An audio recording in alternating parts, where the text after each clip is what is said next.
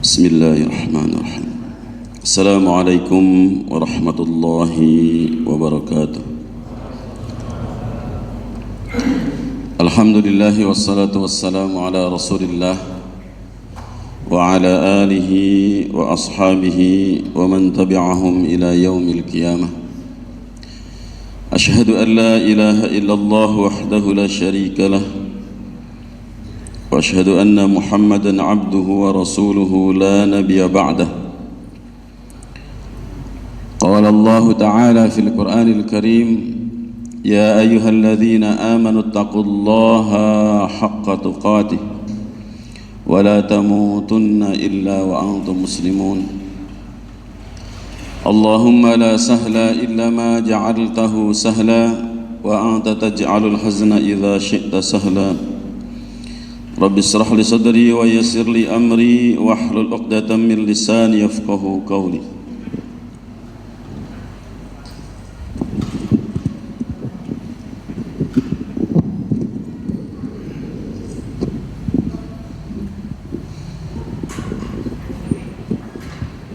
Saudara-saudara kaum muslimin rahimakumullah, alhamdulillah pada malam hari ini Allah Subhanahu wa taala memberikan karunia kepada kita untuk berada di majelis ilmu. Semoga Allah Subhanahu wa taala memberikan kita karunia berupa pemahaman yang benar tentang Islam, pemahaman yang memberikan solusi untuk seluruh masalah yang kita hadapi, dan pemahaman yang memudahkan urusan kita pada saat kita menginginkan sesuatu atau ingin mencapai sesuatu yang kita dambakan.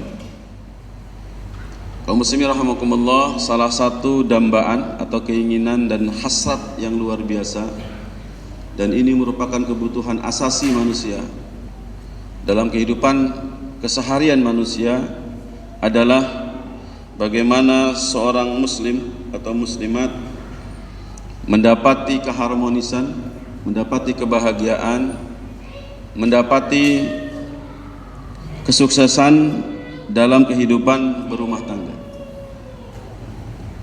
Orang banyak bilang bahwa sukses bisnis itu bagus, sukses politik itu bagus, pencapaian-pencapaian apapun itu bagus.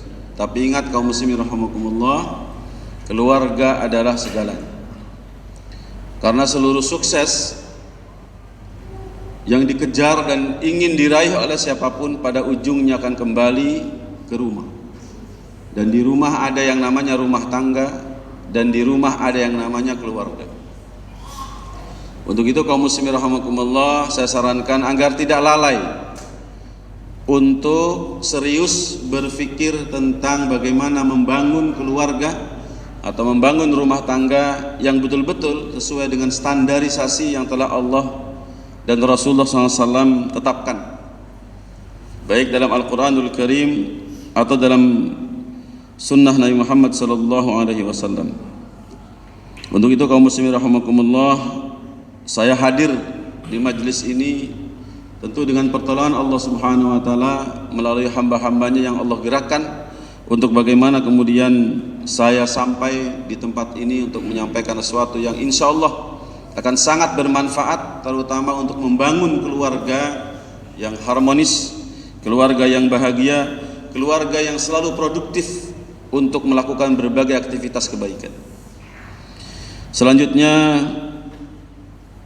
kita tidak boleh lupa agar terus-menerus bersalawat kepada Nabi kita Nabi Muhammad SAW, karena selain ada perintahnya dari Allah Subhanahu wa taala, dan itu merupakan bentuk daripada ketaatan kita kepada Allah Subhanahu wa taala, juga merupakan rasa cinta kita kepada Nabi kita Nabi Muhammad SAW, karena melalui beliau Islam ini hadir, melalui beliau kemudian kita bisa bercermin, melalui beliau Allah Subhanahu wa taala telah mengantarkan kita mendapatkan cinta dan kasih sayang dari Allah Subhanahu wa taala.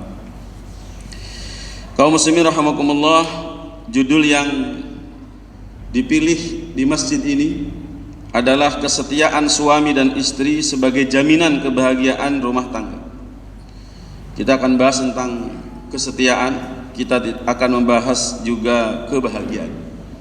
Dua tema besar ini insya Allah kita akan bahas, dan semoga siapapun yang mendengar, baik yang hadir di majelis ini atau juga yang melihat di platform-platform yang lain, Allah kemudian berikan kemudahan untuk mencerna, kemudahan untuk memahami, kemudahan untuk kemudian mengamalkan, akhirnya kemudahan untuk menghayati dan juga menghasilkan hasil yang sesuai dengan tujuan dari kajian ini, yaitu apa? Hasanah fid dunya dan hasanah fil akhirah. Kaum muslimin rahimakumullah, materi pertama yang akan saya sampaikan pada kesempatan kali ini bahwa ada 4 pencapaian sukses terbaik manusia. Ada 4 pencapaian sukses terbaik manusia. Ini yang mungkin barangkali mesti tercatat dalam diri kita, dan mari kita raih bersama-sama. Sukses yang pertama adalah bahagia. Sukses yang pertama adalah bahagia. Kenapa bahagia? Karena apa? Ketika orang sudah bahagia, maka insya Allah apapun keadaannya tetap bahagia. Makanya ada istilah jangan lupa bahagia. Dan saya sering kalau menjawab atau memberikan komentar pada orang-orang, saya sering mengatakan ketika orang mendapatkan suatu kesuksesan, saya bilang ikut bahagia.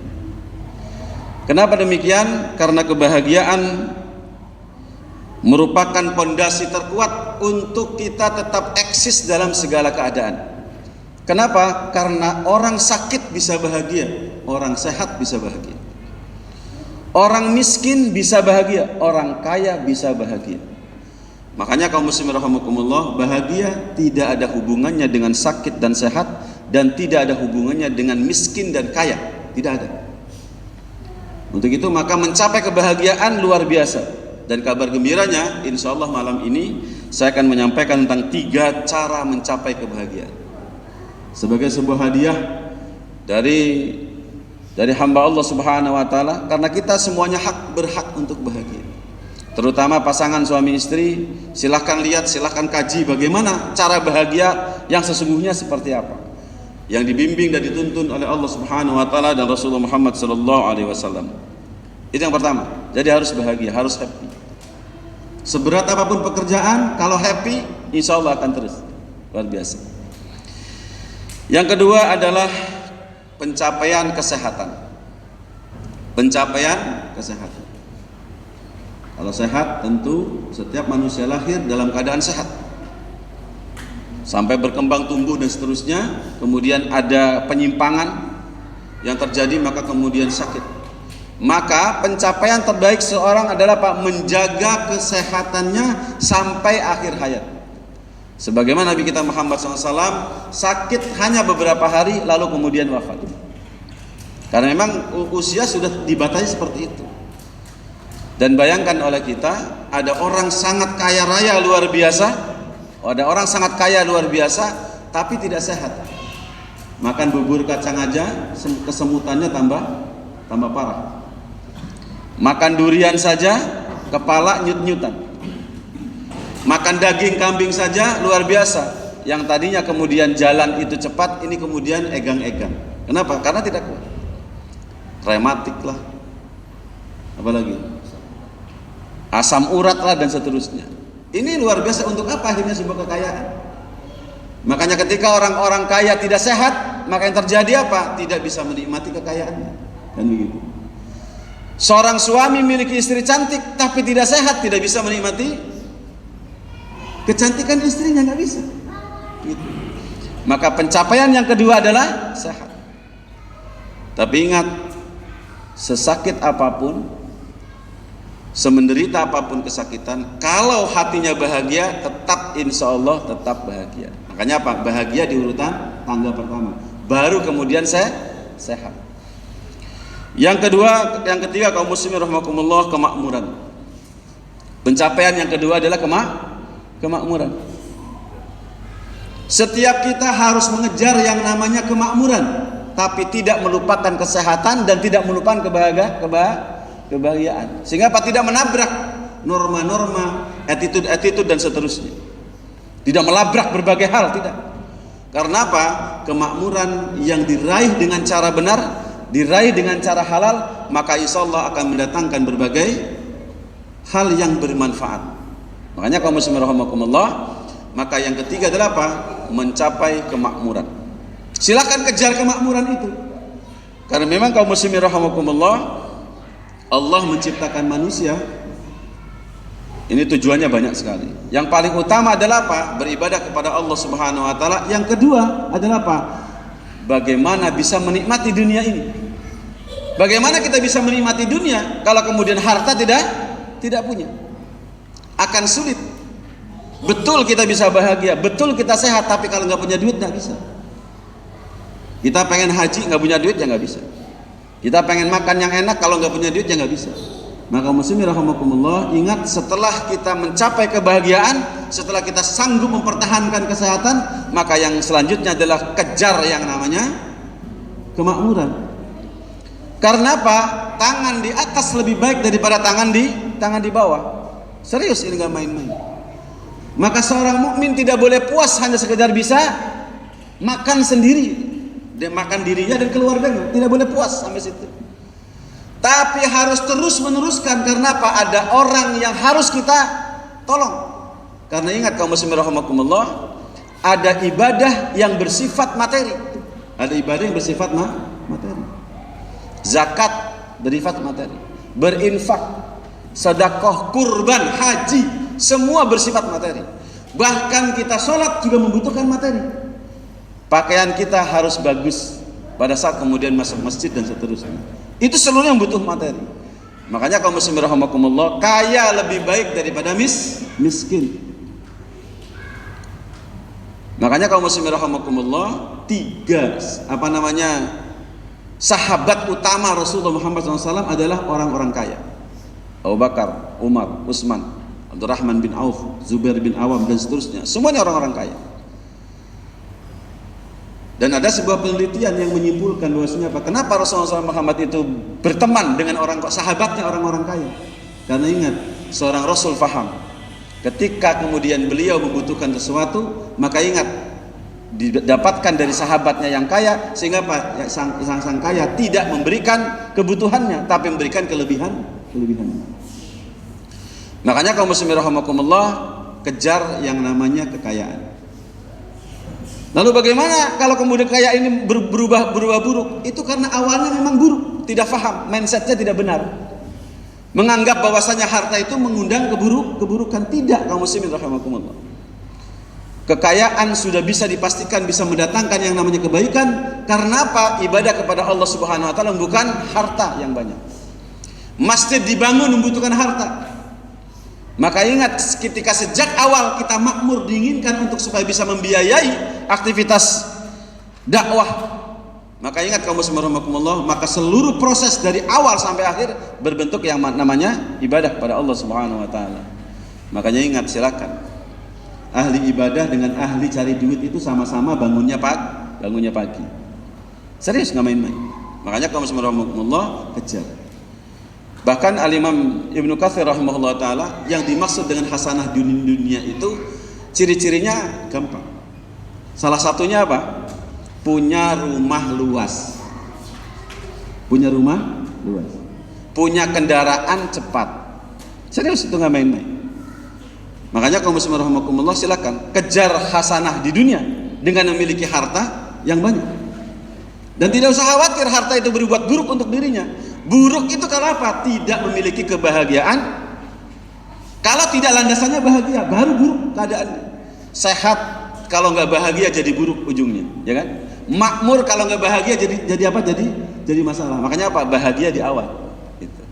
Kaum muslimin rahimakumullah, yang keempat, yang terakhir adalah apa? Kekuasaan. Mukmin yang kuat lebih baik daripada mukmin yang loyo.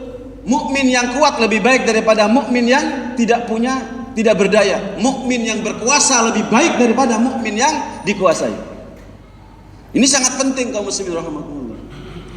Makanya studi saya tentang surat Quraisy yang berbunyi a'udzubillahi minasyaitonirrajim, li ilafi quraisyin ilafihim rihlatasy syita'i was-shaif falyabudu rabb hadzal bait. Perhatikan berikutnya. Allah mensifati dirinya dengan sifat af'alnya. Apa kalimatnya? Alladzi at'amahum min ju'in wa amanahum min khauf. Saya punya studi khusus soal ini, bahwa ternyata dalam surat Quraisy ada dua pilar kejayaan. Ada dua pilar kejayaan. Apa itu? Uang dan kekuasaan. Udah merasakan kan? Ketika uang dan kekuasaan di tangan orang kafir, ujungnya apa? Pasti berakibat buruk bagi kaum muslimin. Tapi ketika uang dan kekuasaan di tangan orang beriman, maka orang beriman akan sanggup berkarya dengan yang lebih baik. Itu sudah pasti. Bayangkan, kalau mayoritas di muka bumi ini yang kaya itu orang-orang beriman, mungkin gak ada tempat dugem. Nggak ada, Pak. Mungkin gak ada kemudian diskotik yang melanggar banyak syariat di situ. Mungkin gak tersebarnya minuman keras. Tidak mungkin. Makanya kaum muslimin rahimakumullah, agar umat Islam dikdaya, agar umat Islam kemudian punya kejayaan, maka ingat, pilarnya harus diraih terlebih dahulu. Yaitu apa? Memiliki kemakmuran dan kekuasaan. Ayat inspirasinya dari mana? Yaitu apa? Alladzi at'amahum min ju'in wa amanahum min khauf. Allah punya sifat memberikan makan orang-orang lapar, dan juga kemudian apa? Allah punya sifat memberi keamanan kepada orang-orang yang ketakutan. Keamanan dan ketakutan. Ini satu pasangan untuk namanya kekuasaan. Kemudian kelaparan dan yang namanya kemudian mencukupi, memberi makan, ini namanya bersifat kemudian untuk kemakmuran. Maka kaum muslimin rahimakumullah, saya punya kesimpulan bahwa pilar kejayaan kaum muslimin yang punya tauhid hebat luar biasa itu apa? Kalau memiliki uang dan kekuasaan. Maka pencapaian yang ketiga dan keempat ini mesti diraih kapan? Setelah bahagia dan sehat. Semoga bermanfaat materi ini, sehingga kemudian apa? Kita tidak malas mencari uang. Kita juga tidak tabu untuk berkuasa. Sehingga apa? Mohon maaf kaum muslimin rahimakumullah. Alangkah naifnya jika di samping rumah kiai, rumah ustadz, organ tunggal yang penyanyinya telanjang bulat itu terjadi. Ada nggak kira-kira? Di Mojokerto ada nggak kira-kira? Di samping rumah kiai, dekatan dengan rumah ustadz atau rumah di pesantren, tapi kemudian organ tunggal di lingkaran kemudian pekampungnya itu kemudian merajalela. Itu tandanya bahwasanya apa? Kekuasaan seorang kuasa seorang alim tidak berperan. Dan ini berbahaya bagi masyarakat. Akhirnya apa? Kemaksiatan di mana-mana. Kenapa? Para ulamanya tidak punya kekuasaan. Dalam pengertian tidak punya daya tawar untuk kemudian menentang kebatilan. Kaum muslimin rahimakumullah, karena kita membahas kebahagiaan, maka cukup sampai sini kita membahas tentang 4 pencapaian sukses terbaik manusia. Kita kembali kepada kebahagiaan. Saya yakin setiap kita ingin bahagia. Maka mari kita lihat bagaimana cara bahagia terbaik yang ditujukan oleh Quran dan Sunnah. Yang pertama, jika kita ingin bahagia, maka apa? Prinsip yang pertama adalah apa? Ridho ba'dal qada. Apa ridho ba'dal qada? Ridho ba'dal qada adalah apa? Rela terhadap keputusan akhir yang Allah sudah tetapkan. Dalam usulan rumah tangga, siapa kira-kira, dan saya yakin semua orang mengatakan, ya Allah, saya pengen punya istri cantik dan solehah. Sepakat semua begitu? Tapi ingat Pak, tidak semuanya bisa tercapai. Kadang-kadang cantik tapi kurang solehah, kurang baik orangnya. Kadang-kadang solehah tapi orangnya kurang cantik. Masih kurang nggak? Bisa bahagia nggak kita dalam kondisi begitu? Tidak bisa. Namun bisa bahagia orang tersebut kalau apa? Kita rela menerima keputusan Allah. Ya Allah, terima kasih. Aku ridho, aku rela, aku suka dengan pemberianmu. Aku minta yang cantik dan solehah, ternyata cantiknya enggak, solehahnya ada. Terima Pak. Insya Allah jadi happy, jadi tenang.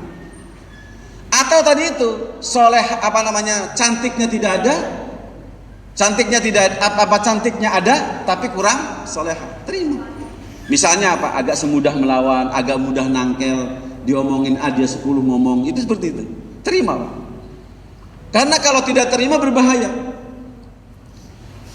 Yang akhirnya kemudian apa? Bertanya kenapa, dan kemudian menggerutu. Ujungnya tidak pernah menerima keadaan, maka dia tidak pernah bahagia. Maka kemudian nanti kita lihat, lalu kenapa kita harus ridho ba'dal qada? Ini penting, Pak. Kenapa kita mesti ridho ba'dal qada? Karena kita sudah tahu bahwa innallaha ala kulli syai'in qadir. Bukankah ada hadis Nabi Muhammad SAW yang menyebutkan bahwasanya apa? Apapun yang diinginkan oleh Allah Subhanahu wa taala, sekalipun dihalangi oleh seluruh makhluk di muka bumi ini, maka yang terjadi adalah pasti keinginan Allah Subhanahu wa taala, betul? Apapun keinginan manusia, seluruh makhluk berkumpul menjadi satu untuk mewujudkan sebuah keinginan, tapi kalau Allah Subhanahu wa taala tidak menghendaki, maka tidak terjadi, betul? Makanya kaum muslimin rahimakumullah, cara terbaik apapun, cara terbaik agar kita bahagia, karena kita sudah tahu bahwa Allah Maha Kuasa atas segala sesuatu dan keputusannya tidak bisa kita gugat, maka orang yang berakal dan orang paling cerdas akan mengatakan, ya udah ya Allah, untuk itu maka karena saya tidak bisa melawan engkau, karena aku tidak bisa berdaya mempengaruhi engkau, maka apapun yang kau berikan aku terima dengan sukarela. Maka pada saat itu berhenti dengan menyesal, berhenti dengan mengeluh. Yang ada adalah apa? Maka akan mengatakan bagaimana aktivitas berikutnya. Oh iya ya Allah, istri saya memang kurang cantik, tapi solehahnya luar biasa. Terima kasih ya Allah. Lalu kemudian apa? Memanfaatkan berbagai hal kemudian untuk apa? Tetap dalam posisi bahagia. Makanya jangan pernah menyesal diberikan apapun oleh Allah Subhanahu wa taala. Karena itu kehendak Allah Subhanahu wa taala, dan ingat siapa Allah yang kita ibadahi. Allah Subhanahu wa taala menempatkan bismillahirrahmanirrahim di awal ayat. Tandanya apa? Apapun pemberian kita dari Allah Subhanahu wa taala pasti tujuan, pasti kemudian frame-nya adalah apa? Ar-Rahmanir-Rahim. Makanya kalau bismillahirrahmanirrahim, apapun pemberian Allah saat ini pasti baik untuk siapa? Untuk kita. Pasti baik untuk kita. Makanya kalau bismillahirrahmanirrahim, siapapun yang punya wajah hari ini seperti ini, jangan pernah disesali, jangan pernah ditolak, jangan pernah menggerutu dengan apa? Wajah yang hari ini ada. Jangan pernah. Terima apa adanya. Termasuk kalau hari ini sedang sakit, terima. Kalau ternyata punya istri bawel, terima. Insya Allah Allah akan memberikan solusi. Kenapa? Allah suka dengan apa? Allah suka dengan diterimanya pemberian Allah Subhanahu wa taala. Makanya kaum muslimin rahimakumullah, silakan terima. Kalau perlu terima kasih pada Allah Subhanahu wa taala, suka. Kalau perlu bicara di depan istriku saya suka dengan pemberian Allah, yaitu berupa kamu hari ini. Sudah pernah ngomong begitu Pak ke istri? Istriku, dengarkan suamimu ini. Saya suka dengan pemberian Allah. Saya suka dengan Allah memberikan istri seperti kamu. Pernah ngomong begitu Pak? Pernah ngomong begitu? Halo? Makanya kalau istri maut-maut, istri marah-marah, itu jangan kaget Pak. Karena apa? Istri kita belum merasa diterima keberadaannya. Halo, gimana Pak? Jadi kalau istri mengeluh, istri suka marah-marah, jangan marah Pak. Kenapa? Karena kita belum apa? Belum menyampaikan bahwa kita sudah menerima apapun keadaan. Istriku sayang, saya bersyukur kepada Allah, saya menerima apapun keputusan Allah. Saya minta istri yang luar biasa bagus, ternyata yang datang adalah kamu. Pasti kamu adalah jodoh terbaik untuk saya. Pernah ngomong begitu Pak? Belum? Silahkan angkat HP-nya dan WA sekarang ke istri. Sayangku, gitu. Boleh silakan. Karena apa? Itu penting. Karena apa? Istri butuh diakui kehadirannya sebagai karunia dari Allah Subhanahu wa taala, bukan sebagai hukuman. Bayangkan. Kalau ada istri hadir di rumah kita tapi punya pikiran bahwa dia hadir sebagai hukuman untuk suaminya, kira-kira gimana tuh? Keseharian kira-kira gimana? Atau merasa tidak diakui? Aku ini ada tapi kok seolah-olah tidak ada. Apa masalah itu? Iya sih Mas, aku mau jelek. Hati-hati nih Pak. Iya sih Mas, saya emang kurang cantik. Ini hati-hati. Ini penyakit awal yang bisa mengakibatkan keretakan rumah tangga. Makanya kaum muslimin rahimakumullah, mulailah ridho ba'dal qada. terhadap apapun keputusan Allah tentang istri yang Allah berikan kepada kita. Baru setelah itu ucapkan di hadapan istri. Silahkan Pak. Yang menikahnya sudah 20 tahun tapi belum pernah ngomong kayak begitu, segera bicara Pak.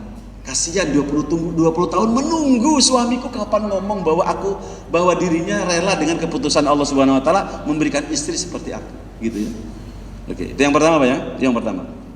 Ridho ba'dal qada. Apa landasannya? Karena Allah Subhanahu wa taala innallaha ala kulli syai'in qadir. Keputusan Allah pasti terjadi sekalipun seluruh makhluk menghalanginya.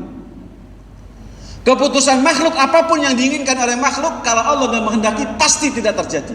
Itulah kemudian dalil yang kemudian sudah sangat masyhur dibaca oleh banyak para ulama. Dan saya tidak perlu membacakan hadisnya seperti apa, karena saya bukan sedang ngebahas soal hadis, tapi ngebahas bagaimana kita membangun rumah tangga yang romantis, rumah tangga yang harmonis, rumah tangga yang bahagia. Yang pertama apa ya? Jadi mulailah suka terhadap pemberian Allah Subhanahu wa taala. Istriku, aku suka dengan Allah yang berikan, yaitu berupa kamu, begitu kan? Sehingga apa? Istri merasa wow, gitu kan? Hatinya berbunga. Itu yang pertama, kaum muslimin rahimakumullah. Yang kedua, karena kita sudah tahu bahwa manusia tidak bisa diandalkan, bahkan seluruh makhluk tidak bisa diandalkan untuk mempengaruhi Allah Subhanahu wa taala, bahwa manusia tidak bisa berkreasi untuk menentukan semaunya dirinya, semau manusia. Maka ingat kaum muslimin rahimakumullah, sementara Allah Subhanahu wa taala berkenan dan apapun yang Allah kehendaki pasti terjadi, maka ingat, maka poin yang kedua, cara yang kedua agar kita bahagia adalah apa?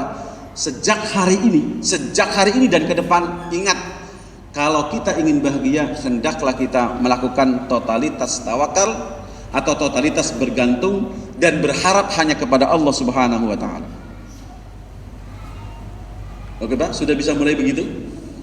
Karena kita tahu bahwa Allah Subhanahu wa taala sangat dikdaya, sangat berkuasa dan keinginannya pasti terjadi. Dan sementara manusia tidak punya daya upaya di hadapan Allah Subhanahu wa taala, maka cara bahagia yang kedua yang paling relevan adalah apa? Yang paling cerdas adalah apa? Setelah ini, apapun yang aku inginkan, apapun yang kemudian yang kita ingin selesaikan, ingat, totalitas bergantung dan berharap hanya kepada Allah Subhanahu wa taala. Hilangkan harapan seluruhnya kepada manusia, hilangkan. Dan tetapkan harapan hanya kepada Allah Subhanahu wa taala dan gantungkan seluruh keinginan kita dan seluruh penyelesaian masalah kita kepada Allah Subhanahu wa taala. Maka insya Allah kita akan bahagia. Kenapa? Kita sudah tidak berharap lagi kepada selain Allah Subhanahu wa taala. Sudah bisa?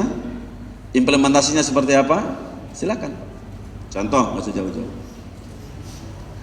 Istri bapak bawel, istri bapak suka uring-uringan, dikasih uang 50.000 marah-marah, atau kemudian uring-uringan, pekerjaan berat luar biasa, suka mengeluh dan seterusnya. Ingat kaum muslimin rahimakumullah, apapun stimulus dari istri, perhatikan ini, apapun stimulus dari istri, ingat, jangan direspon dan diselesaikan dengan kekuatan diri sendiri.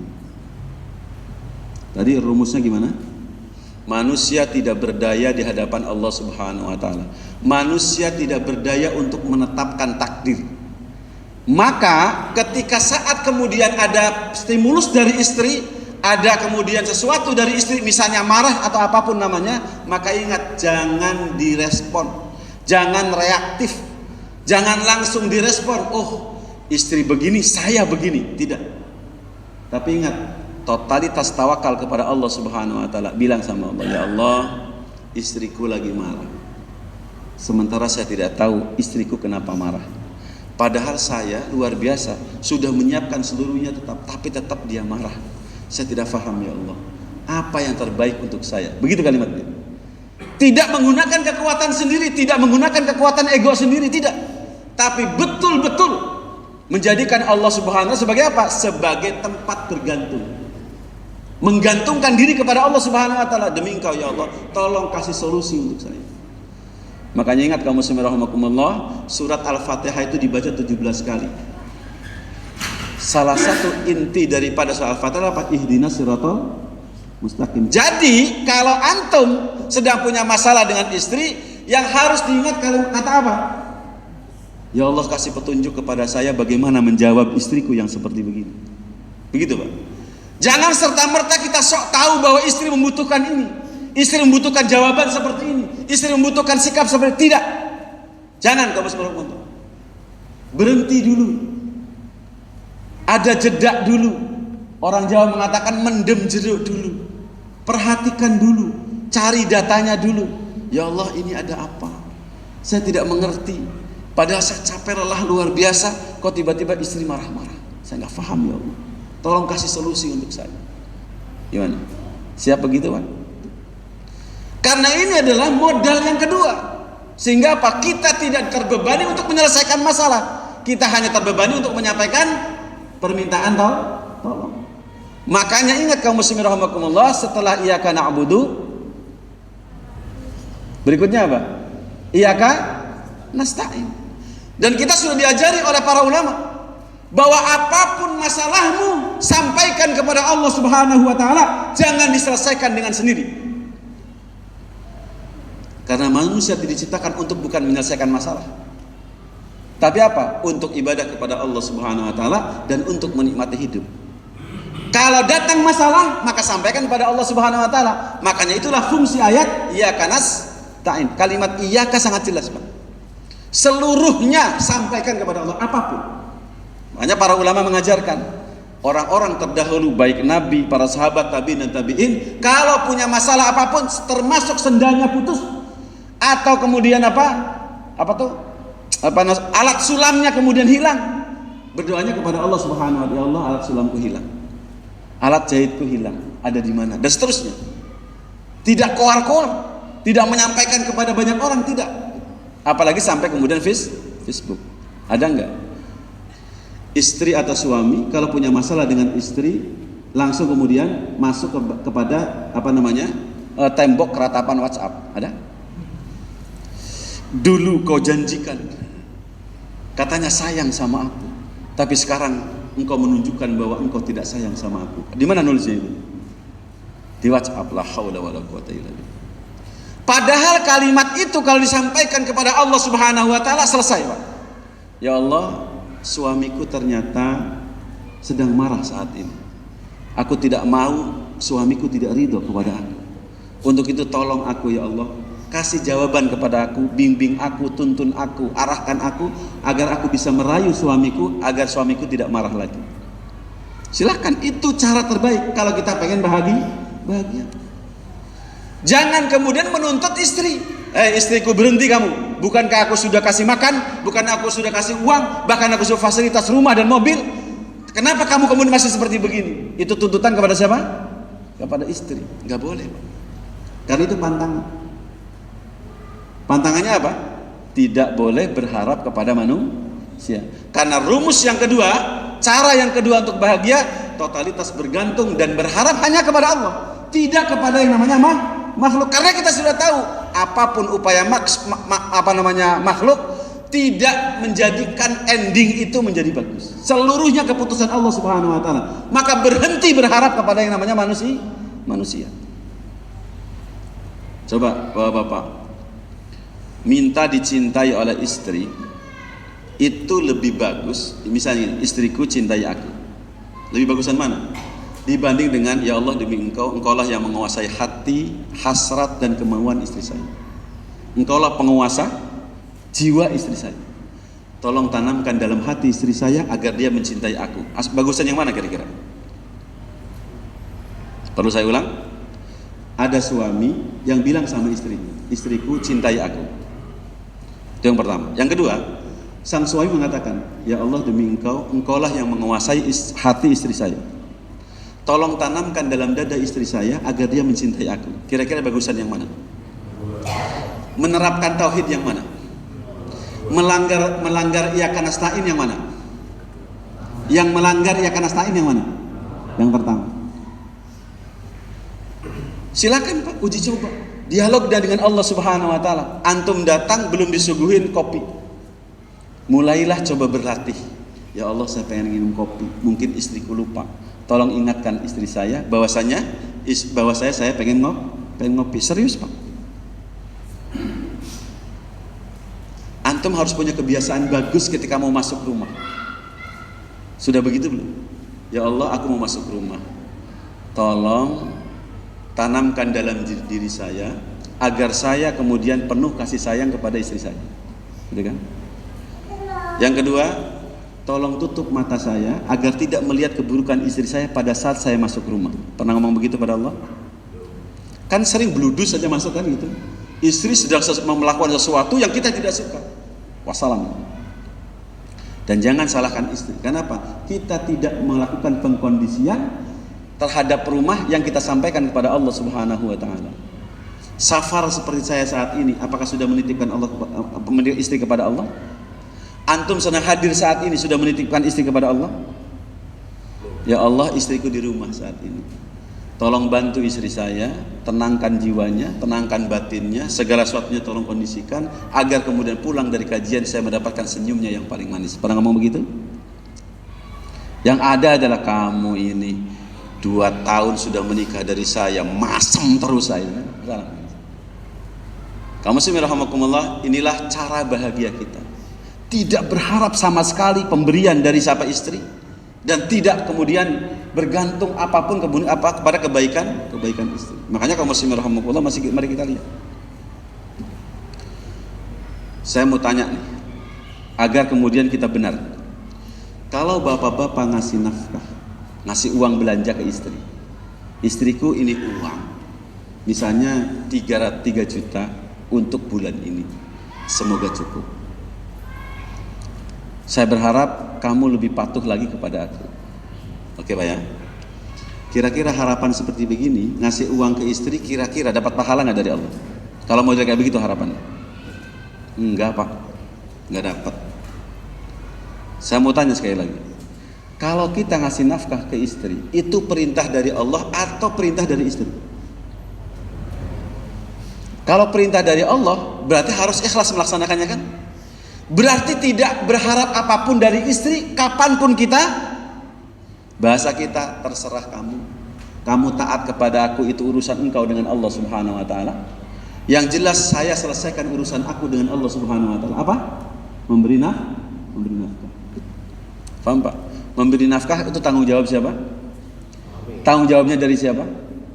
Dari Allah Subhanahu wa taala. Jangan dicampur-campur.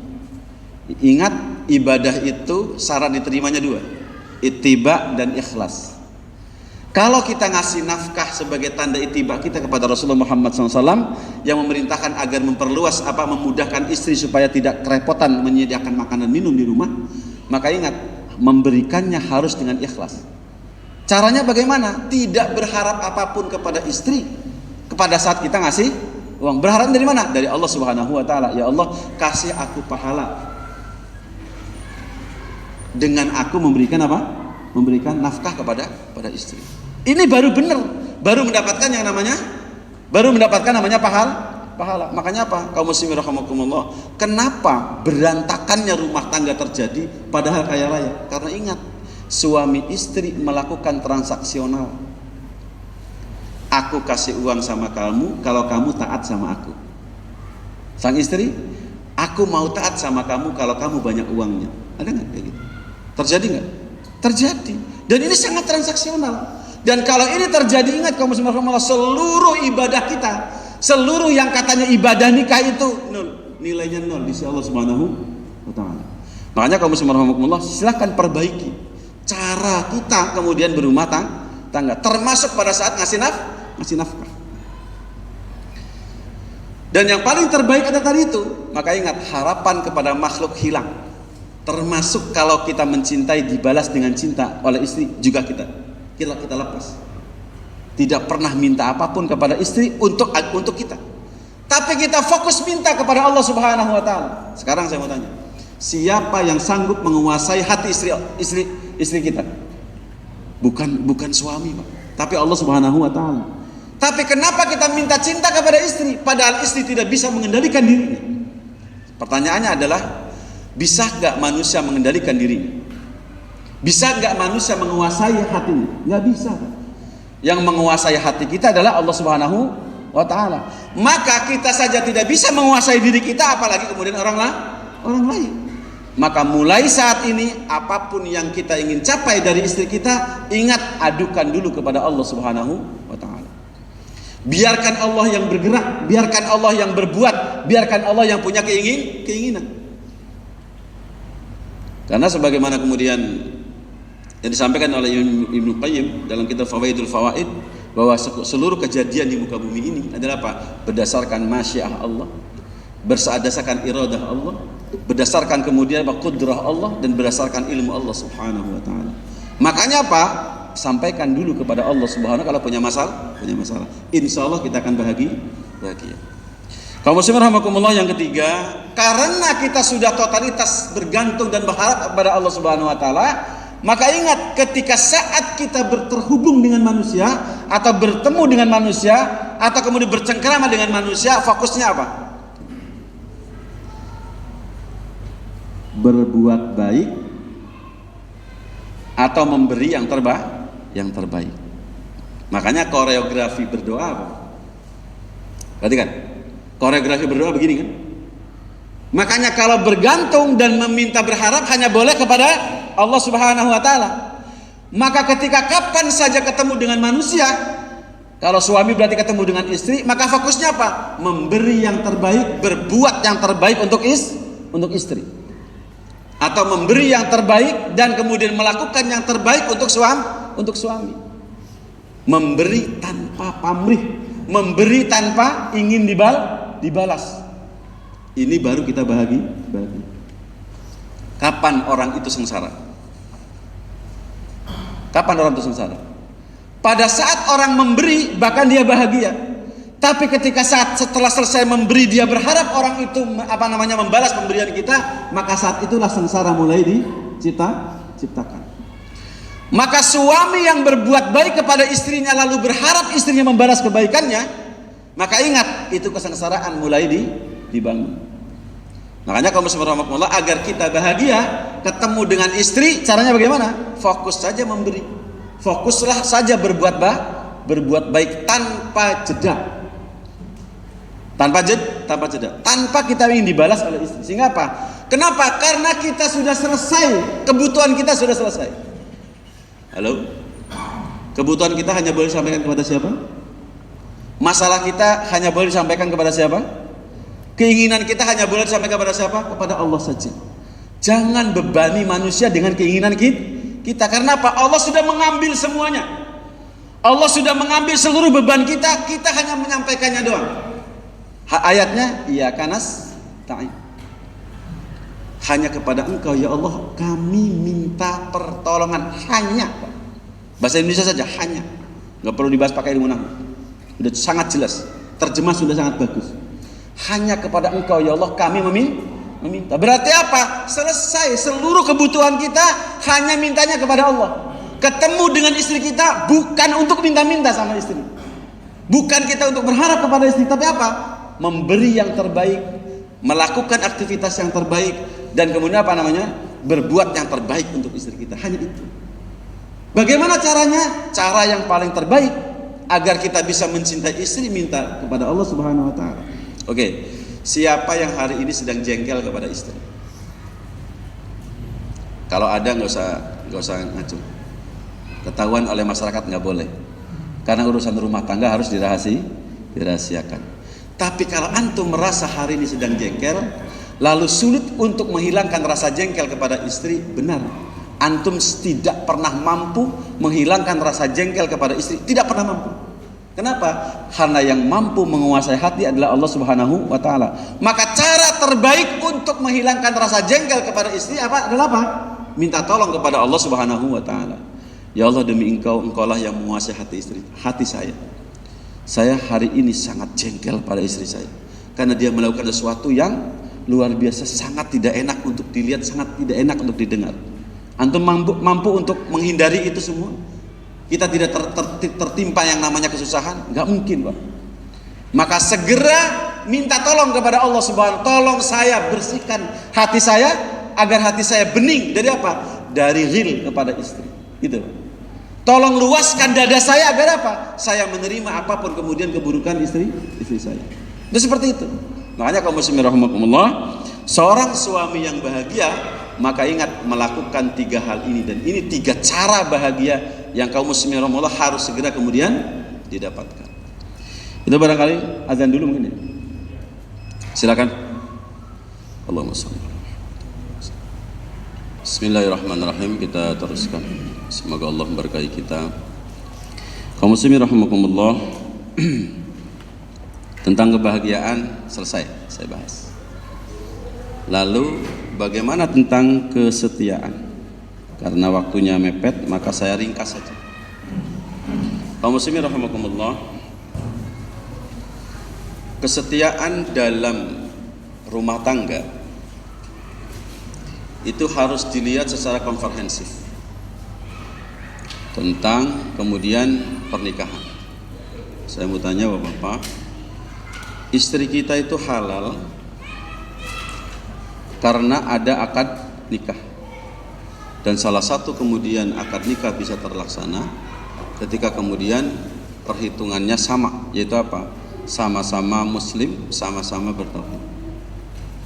Kalau beda agama tidak bisa.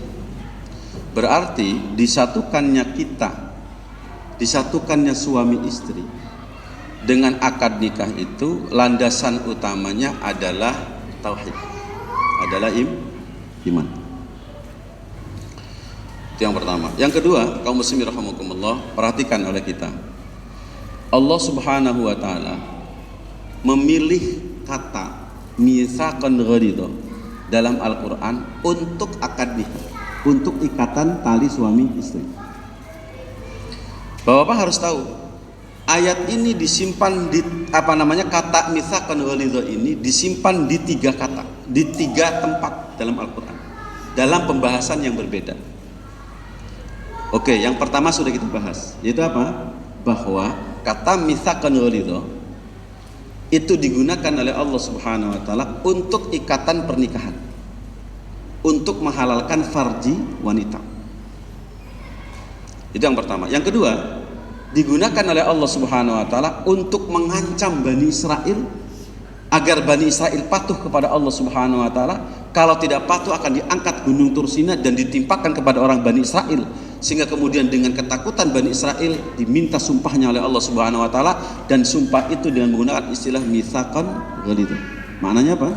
Mitsaqan ghalidha digunakan oleh Allah Subhanahu wa taala untuk apa? Untuk ikatan kepatuhan kepada Allah Subhanahu wa taala. Itu yang kedua. Yang ketiga, mitsaqan ghalidha juga digunakan oleh Allah Subhanahu wa taala dalam kaitannya perjanjian antara Allah Subhanahu wa taala dengan seluruh para nabi, bahwa para nabi diminta sumpahnya oleh Allah Subhanahu wa taala untuk apa? Menegakkan wahyu yang diturunkan oleh Allah kepada nabi tersebut. Maka kalimat mitsaqan ghalidha itu digunakan oleh Allah untuk apa? Membangun komitmen para nabi untuk menyelesaikan seluruh risalahnya, yaitu apa? Menegakkan syariat yang Allah tetapkan untuk dirinya. Maka kalau kita simpulkan sebagai kemudian studi ilmu tafsir, bahwa setiap kata yang dipilih oleh Allah Subhanahu wa taala pasti ada maksud konotatif yang luar biasa. Maka karena kalimat mitsaqan ghalidha ini digunakan untuk apa tuh? Untuk pernikahan, untuk menghalalkan farji seorang wanita, maka ingat, maka makna yang terkandung dalam mitsaqan ghalidha juga harus nempel pada pernikahan. Berarti apa? Yang nempel apa? Pertama, komitmen ketaatan kepada Allah Subhanahu wa taala. Yang kedua, komitmen menegakkan syariat. Maka kaum muslimin rahimakumullah, saya akan menyampaikan kesetiaan rumah tangga itu yang paling asli itu apa? Yang paling asli adalah apa? Menjaga tetap iman, jangan sampai kufur. Tetap tauhid, jangan sampai syirik. Tetap Islam, jangan sampai murtad. Jangan sampai kafir.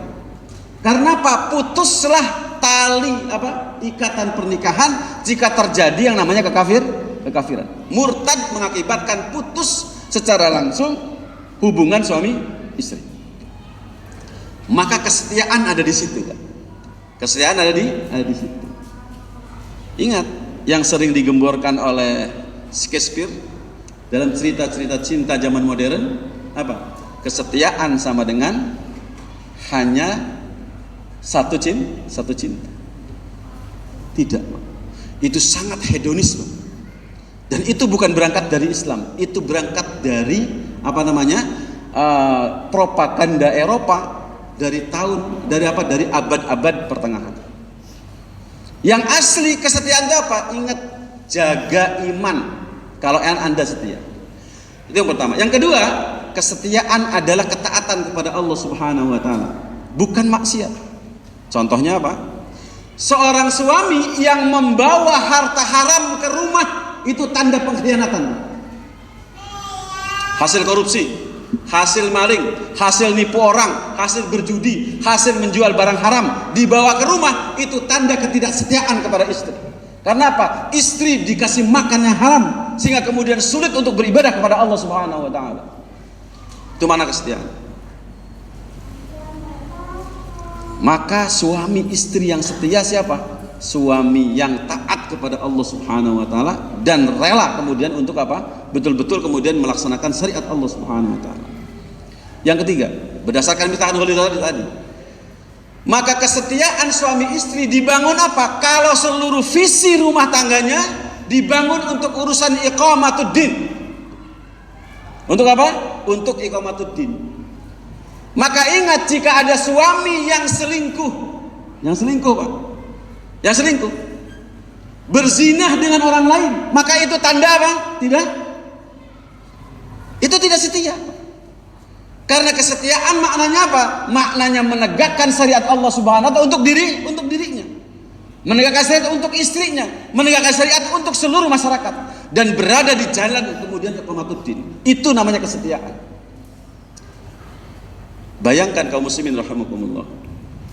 Kalau ada seorang suami yang aktivitasnya maksiat, sementara kemudian dikasih makan, dimasakkan oleh istrinya, mengkhianati enggak? Padahal seorang istri memasak itu agar kemudian suaminya kuat beribadah kepada Allah Subhanahu wa taala. Tetapi justru masakan yang dimasak oleh istri digunakan untuk maksiat kepada Allah Subhanahu wa taala, untuk berjudi, untuk korupsi dan untuk nipu misalnya. Ini pengkhianatan yang sesungguhnya. Maka kesetiaan yang sesungguhnya adalah apa? Memanfaatkan seluruh fasilitas yang namanya rumah tangga untuk kemudian apa? Tegaknya syariat Allah Subhanahu wa taala. Maka mari kita jangan ikut-ikutan terhadap prinsip-prinsip barat, prinsip-prinsip orang-orang yang tidak faham tentang kedikdayaan syariat. Untuk memenuhi itu apa? Silahkan kaji ayat mitsaqan ghalidh. Dan mitsaqan ghalidh ada pada akad nikah.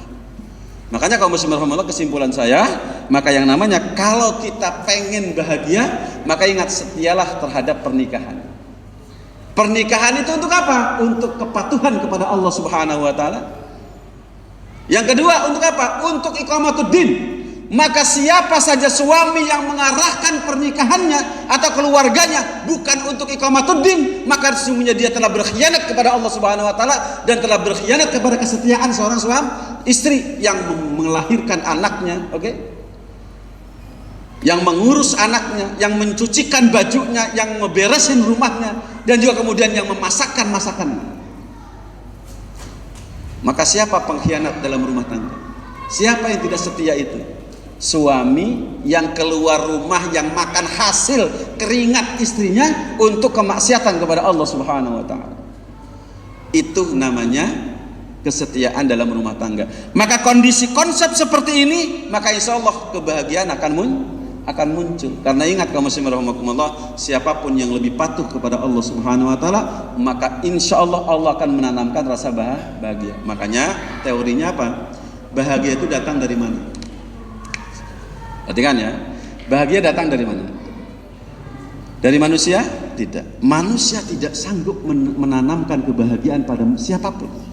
Makanya kalau saya dikatakan, ayahku berilah aku bahagiaan, tidak mampu sayangku, nggak bisa. Karena kebahagiaan bukan urusan saya. Kebahagiaan adalah urusan Allah Subhanahu wa taala, dan itu mutlak karunia dari Allah Subhanahu wa taala. Kalau kamu patuh kepada Allah Subhanahu wa taala, kalau visi hidup kamu adalah untuk akhirat, maka insya Allah Allah akan menanamkan kebahagiaan yang luar biasa kepada kamu, apapun kondisi yang kita hadapi.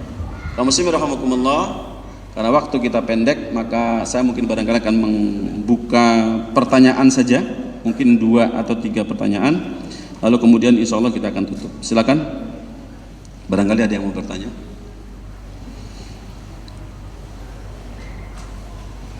Kalau tidak ada berarti kita tutup. Ada yang bertanya? Silakan, tidak usah takut, yang penting tidak membuka aurat rumah tangga.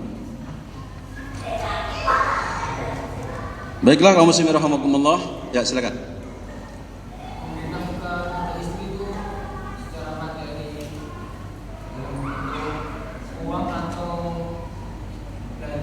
Apa itu? Ya. Ya. Ya. Ya. Rumus dasar nafkah adalah makan apa yang kita makan, minum apa yang kita minum, memakai fasilitas apa yang kita pakai. Kalau antum punya mobil, lalu istri nggak boleh pakai mobil, itu namanya nggak ngasih nafkah. Kalau antum punya uang banyak, lalu kemudian istri kekurangan makan, antum tidak ngasih makan, nggak ngasih nafkah. Seperti itu. Adapun nafkah, teori yang saya dapatkan itu ada 4. Dan ada pola keseimbangannya. Sedikit saya sampaikan ya. 4 pola keseimbangan nafkah wajib istri kepada suami. Yang pertama, ini 15% Pak. Makan, minum, pakaian, tempat tinggal, fasilitas semuanya itu adalah nafkah materi namanya. Berapa persen? Hanya 15%, tidak boleh lebih dari distribusi keuangan atau juga ngobrolkannya. Kalau lebih dari itu, saya yakin istri antum jadi matre walaupun awalnya solehah. Hati-hati. Yang kedua adalah nafkah biologis. Berapa persen? Minimal 15%. Indikatornya apa? Antum bisa mengantarkan istri mendapatkan kepuasan seksual minimal 2 kali dalam setiap hubungan suami istri. Jangan egois mas. Jangan antum sudah puas lalu tidur, istri tidak puas, nggak boleh. Itu zalim. Teorinya dari mana? Silahkan cari di berbagai buku, banyak sekali yang menyampaikan. Salah satu bentuk kezaliman kezaliman suami adalah apa? Tidak memberikan kepuasan batin kepuasan seksual kepada suami, kepada istri. Berapa persen? 15%. Minimal itu Pak. Jadi lebih banyak lebih bagus. Jadi kalau istri mendapatkan kepuasan 5 kali orgasme itu bagus. Makanya apa? Sentuhan, ciuman, pelukan, gesekan segala macam itu. Lagi masak, temenin, pegang-pegang gitu kan. Elus-elus, silakan. Kata-kata yang bagus, yang menggairahkan. Sayangku lagi apa? Kok kamu cantik sekali. Itu biasa. Tambah hari kok tambah seksi. Itu salah satu. Silakan Pak. Itu nafkah biologis. 15% minimal. Yang ketiga apa? Ini 20%. Nafkah psikologis. Pengakuan tadi itu, istriku, saya sudah bersyukur pada Allah Subhanahu wa taala. Kamu hadir sebagai karunia dari Allah Subhanahu wa taala. Itu pengakuan loh, Pak. Nafkah apa itu? Nafkah psikologis. Pujian kepada istri, sanjungan kepada istri, rayuan kepada istri. Tidak mencela masakannya, tidak mencela pekerjaannya, tidak mencela tubuhnya, tidak mencela kemudian keseksiannya. Hati-hati Pak. Itu semua nafkah psikologis. Berapa persen? 20%. Makanya kalau suami suka marah-marah ke istri, itu tidak memberikan Tidak memberikan nafkah psikologis. Berapa persen? 20%. Sangat berat. Istri sudah capek di rumah, lalu kita marah-marah atau kita kritik, dasar kamu memang error. Bertahun-tahun menikah gak rubah-rubah, begitu aja terus gitu. Ada nggak sering ngomong kayak begitu? Banyak kejadiannya. Bikin jatuh nggak istri kita? Mental istri kita jatuh. Udah capek lelah, 24 jam bekerja untuk kita, nggak ada hadiah dari kita. Minimal pujian Pak. Minimal pujian. Sudah mah ngasih duit kurang, hubungan suami istri tidak sampai-sampai, kita off, dia on, off on, suami off, istri on. Ini bahaya Pak. Saya sudah pernah sering mengatakannya, itu KDRT yang paling berbahaya. KDRT paling sadis itu. KDRT paling sadis kepada istri adalah apa? Suami off, istri on. Kalau bertahun-tahun itu berbahaya itu. Bisa menggugat cerai. Dan fikih membolehkan. Fikih membolehkan. Silakan kaji fikih. Oke. 15, 20 berapa? 50%. Yang 50% lagi apa? Nafkah spiritual. Yang diobrolkan dalam kehidupan, frame terbesarnya adalah apa? Cita-cita masuk surga bersama. Maka keteladanan yang ditunjukkan oleh seorang suami sebagai suami yang soleh itu penting. Oke. Ngomong surga tapi bisnisnya haram, relevan nggak? Relate apa? Tidak sama sekali. Ngomong surga baiti jannati tapi suka marah-marah di rumah, relate apa tidak? Ngomong sabar tapi dia marah-marah kepada istrinya, relate apa tidak? Tidak. Karena apa? Tidak ada jalan untuk orang pemarah masuk surga, nggak ada. Karena kalimatnya apa? Apa tuh? La taghdab walakal jannah. Dan ciri ahli surga yang paling utama di muka bumi ini adalah apa? Wal kadhiminal ghaidha wal 'afina 'anil nas. Itu mesti dibuktikan dalam kehidupan sehari-hari. Dan ceritalah tentang, karena apa? Nanti di akhirat itu akan duduk bersama-sama bercerita, kita kenapa ya masuk surga ya? Gitu. Ternyata dalam Al-Quran disebutkan, kenapa kita masuk surga? Karena di rumah tangga sering ngobrol soal kepedihan neraka. Maka seorang suami harus tahu tasawur tentang akhirat, tasawur tentang kehidupan, dari mulai dijanin, alam janin sampai kemudian akhirat harus tahu. Dan itulah bercerita sambil bersandari. Serius Pak. Itu ya. Makanya ingat, nafkah wajib suami kepada istri bukan hanya materi. Cukup 15% saja dari kekayaan antum itu sudah cukup. Aslinya begitu. Sudah cukup aslinya. Makanya uang miliaran berapapun untuk apa Pak? Ingat, suami itu tugasnya apa di muka bumi ini? Bukan untuk nyari uang untuk istri, bukan Pak, bukan. Kewajiban kepada istri hanya cukup apa? Memenuhi kebutuhan sebagaimana kita butuh. Serius Pak. Kalaupun ada lebih, paling juga namanya hadiah. Boleh Pak. Hadiah itu boleh Pak. Istriku, Masya Allah, kamu sudah melahirkan anak aku, sudah 10 anak. Waktunya aku hari ini memberikan hadiah untuk kamu, emas batangan 100 kilo. Silahkan. Karena supaya istri kita bisa bersedekah bisa, silahkan. Itu boleh, silahkan. Itu dibolehkan. Tapi ingat, suami mencari uang bukan untuk istri. Ingat dulu, untuk siapa? Untuk Allah, untuk Rasulnya, untuk Islam, untuk kedua orang tuanya. Hati-hati nih Pak, jangan salah mikir. Saya cari uang kemana-mana untuk istri, siapa bilang? Nggak boleh Pak, itu nggak boleh. Prinsip itu nggak boleh, bukan seorang muslim. Muslim mencari uang itu untuk ibadah kepada Allah Subhanahu Wa Taala. Salah satunya adalah memenuhi kebutuhan istri. Salah satunya doang. Makanya kacau kehidupan rumah tangga kalau seluruh tujuan hidup untuk istri, nggak bisa. Karena apa? Kita hidup dari Allah untuk Allah. Ayatnya, innalillahi wa inna ilaihi rajiun. Maka kontribusi keuangan kita bukan untuk istri. Istri cukup makan saja, cukup minum saja, dan sebagaimana kita dapat. Kalau kita kemana-mana, misalnya kita mau ke Banten, misalnya mau ke Serang, mau ke Jakarta, kita bawa mobil mewah. Ya jangan sampai kalau istri ditipin kemana, ke bis misalnya, ya nggak boleh. Harus begitu.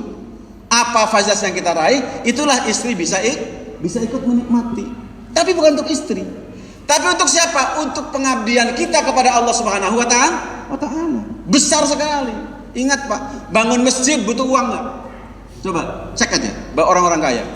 Berapa uang untuk belanja rumah tangga dan berapa untuk nyumbang masjid, pasti lebih besar. Dan kaidah dasar yang luar biasa, hati-hati. Ini cek, tolong cek. Anda itu benar apa tidak berumah tangga, dicek dari cara mengurus orang tua. Seorang suami tidak pernah boleh berhenti mensejahterakan orang tuanya sebelum siapapun. Tidak pernah berhenti. Makanya orang tua dulu, baru kebutuhan istri, baru keinginan istri. Itu baru benar itu. Kalau itu tidak, maka Anda sebenarnya bukan sedang menerapkan syariat Islam dalam berumah tangga. Mana mungkin bahagia, tidak mungkin bahagia. Kenapa? Ada pelanggaran yang luar biasa. Kenapa? Birrul walidain itu adalah apa? Persoalan besar kedua dalam Islam setelah kemudian menegakkan tauhid.